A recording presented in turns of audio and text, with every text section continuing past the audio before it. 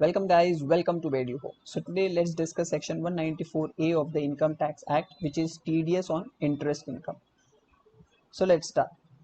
So this section says that every person should deduct TDS at the rate of 10% on interest paid or payable.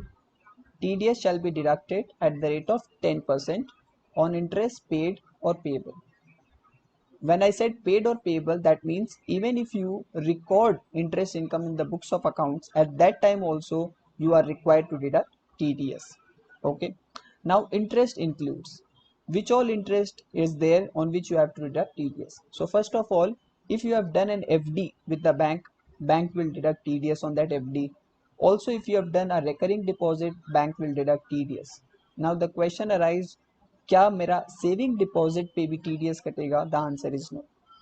TDS is not required to be deducted by the banks on saving deposits. तो उस पे आपका TDS नहीं कटेगा. क्या उसका मतलब है कि सेविंग डिपॉजिट का इंटरेस्ट टैक्सेबल नहीं है? The answer is no.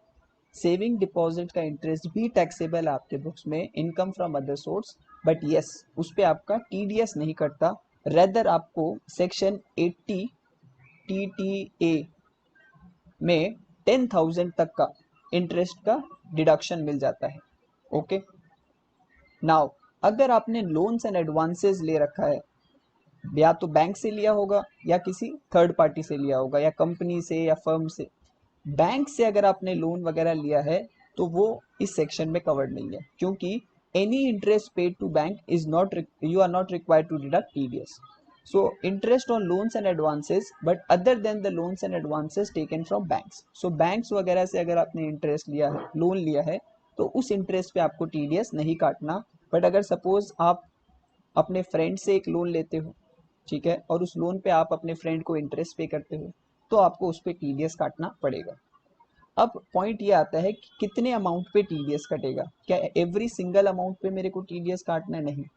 अगर इंटरेस्ट पे करने वाला बैंक है, अगर इंटरेस्ट पे करने वाला बैंक है, पोस्ट ऑफिस है, या एक cooperative society engaged in banking business अगर है, तो वो लोग 40,000 तक टीडीएस नहीं काटेंगे. अगर 40,000 को क्रॉस करता है तब पूरे अमाउंट पे टीडीएस कटेगा.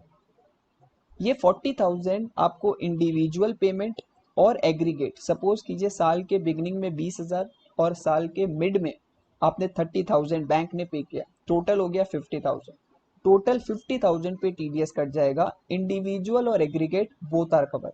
सेकेंड, अगर 20,000 साल के बिगिनिंग में पे हुआ है और पूरे साल में इंटरेस्ट पे नहीं हुआ है, बट बैंक ने अपने बुक्स में क्रेडिट किया है, मतलब 20,000 पे किया है और 30,000 रिकॉर्ड किया है एज पेबल, तो भी आपको टीडीएस, बैंक को 50,000 पे टीडीएस काटना होगा.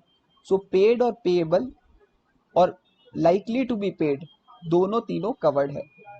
अगर बैंक्स पे करेगा, कोऑपरेटिव, पोस्ट ऑफिस, तो 40, बट अगर अदर देन बैंक, अगर आपने अगर इंटरेस्ट पे किया अपने फ्रेंड को, तो 5,000 तक आप टीडीएस नहीं काटेंगे. 5,000 के ऊपर टीडीएस आपको पूरे अमाउंट पे काटना होगा. नेक्स्ट, अगर रिसीवर सीनियर सिटीजन, अगर एक bank, cooperative society, post office interest पे करता है किसी सीनियर सिटीजन को हु इज अ 60 ईयर्स और मोर बीइंग अ रेसिडेंट पर्सन, तो सीनियर सिटीजन पे 50,000 तक टीडीएस नहीं काटेगा bank. Mind it, bank.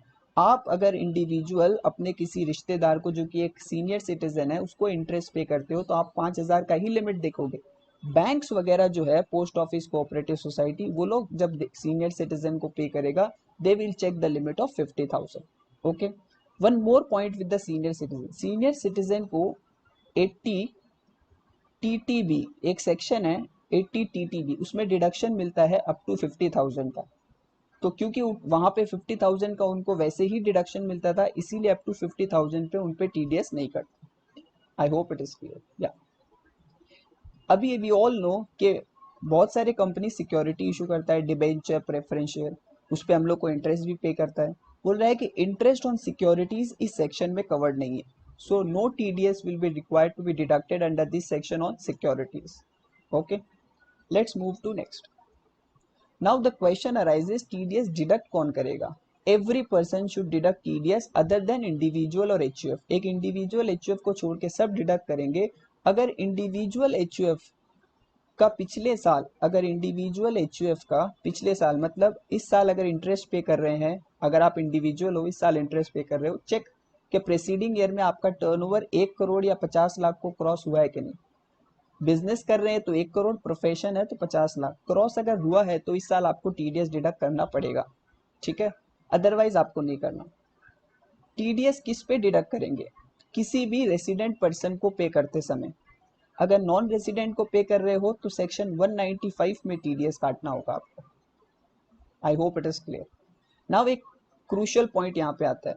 Suppose कीजिए कि आप एक इंडिविजुअल हो और आपका पिछले साल का टर्नओवर 1.5 करोड़ था, इस साल आप क्या इंटरेस्ट पे टीडीएस काटोगे? द आंसर इज यस, क्योंकि 1 करोड़ को क्रॉस कर गए।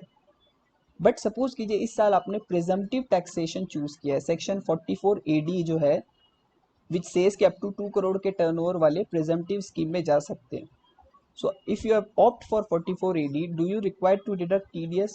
The answer is yes, because ये सेक्शन कहीं नहीं बोलता कि 44 AD में, ये सेक्शन कहीं नहीं बोलता कि 44 AD में जाने के बाद आपको TDS नहीं काटना। ये सेक्शन सीधा बोलता है कि पिछले साल अगर टर्नओवर 1 करोड़ को क्रॉस हो जाए तो आपको TDS डिडक्ट करना है, फिर भले आप अपना टैक्स ऑडिट कराते हो या नहीं कराते हो।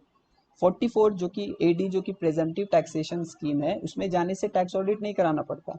बट ये सेक्शन टैक्स ऑडिट की बात ही नहीं करता। ये सेक्शन सिंपल बोलता है पिछले साल अगर 1 करोड़ या 50 लाख क्रॉस हो जाए, इस साल आपको अगर इंटरेस्ट पे कर रहे हो तो टीडीएस डिडक्ट करना होगा।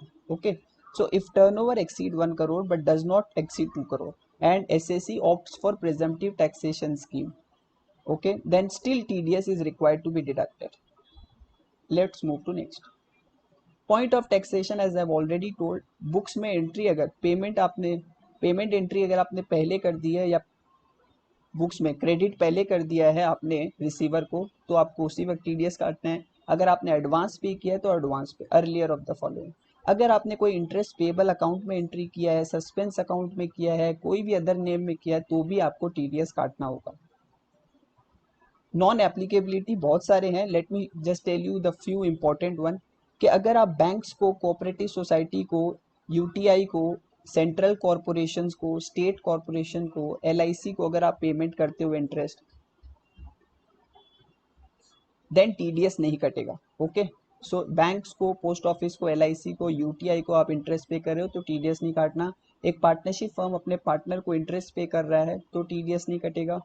अगर आपको मोटर एक्सीडेंट कॉम्पेंसेशन मिला है और उस पर आपको इंटरेस्ट मिला है तो अप टू 50,000 का इंटरेस्ट का एग्जेम्पशन है, टीडीएस नहीं कटेगा। जीरो कूपन बॉन्ड पे अगर आपको इंटरेस्ट मिलता है तो उस पर टीडीएस नहीं कटता। और भी बहुत सारे हैं जो कि नोट्स में ऑलरेडी मेंशन्ड है।